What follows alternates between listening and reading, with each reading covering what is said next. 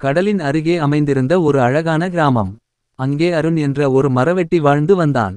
அவன் தினமும் காலையிலேயே எழுந்து காடுக்கு போய் மரங்களை வெட்டி அதை சந்தையில் விற்று வாழ்க்கையை நடத்துவான். அவன் மிகவும் ஏழை, ஆனால் மனசு மிகவும் நல்லது. கிராமத்தில் யாருக்காவது உதவி தேவைப்பட்டால் அவன் உடனே ஓடிவந்து உதவுவான். அந்த கிராமத்திலிருந்து தூரத்தில் ஒரு பெரிய அரண்மனை இருந்தது. அங்கே மீனா என்ற இளவரசி வாழ்ந்தாள்.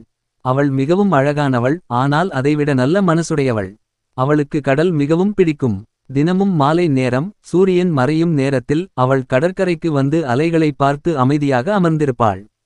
ஒரு நாள் மாலை வானம் திடீரென்று கருமேகமாக மாறியது. காற்று பலமாக வீசியது.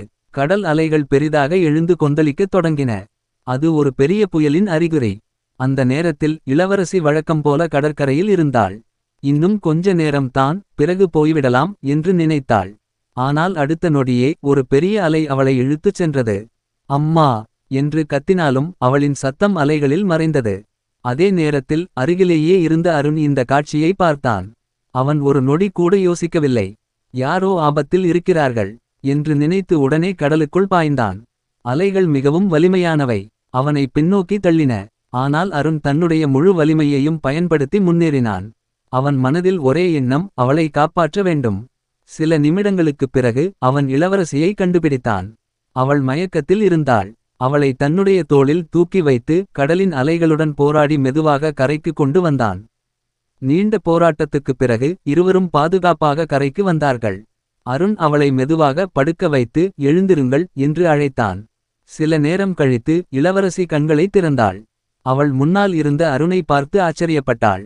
நீ தான் என்னை காப்பாற்றினாயா என்று மெதுவாக கேட்டாள். அருண் சிரித்துக் கொண்டே, ஆம், நீங்கள் பாதுகாப்பாக இருக்கிறீர்கள், அதுவே போதும் என்றான். அவள் கண்களில் நன்றி கண்ணீர் வந்தது. நான் உனக்கு எப்படி நன்றி சொல்லுவது என்று கேட்டாள். அருண் தலையை ஆட்டி, எனக்கு எந்த பரிசும் வேண்டாம் அம்மா, நான் செய்தது என் கடமை என்றான். அந்த வார்த்தைகள் இளவரசியின் மனதை தொட்டது. அவள் அரண்மனைக்கு திரும்பியவுடன் நடந்ததை அரசனிடம் கூறினாள். அவரைப் போன்ற நல்ல மனிதரை நாம் உதவ வேண்டும் என்றாள். அரசன் உடனே அருணை அரண்மனைக்கு அழைத்தான்.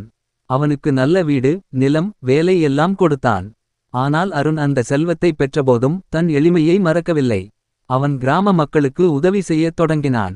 ஏழைகளுக்கு உணவு கொடுத்தான், குழந்தைகளுக்கு உதவினான். இளவரசி அவனை பார்த்து பெருமைப்பட்டாள்.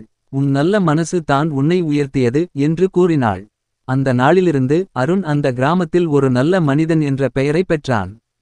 கதை நெறி: தன்னலமில்லாமல் செய்த உதவி எப்போதும் வீணாகாது. நல்ல மனசு இருந்தால் வாழ்க்கை நிச்சயமாக உயர்வை தரும்.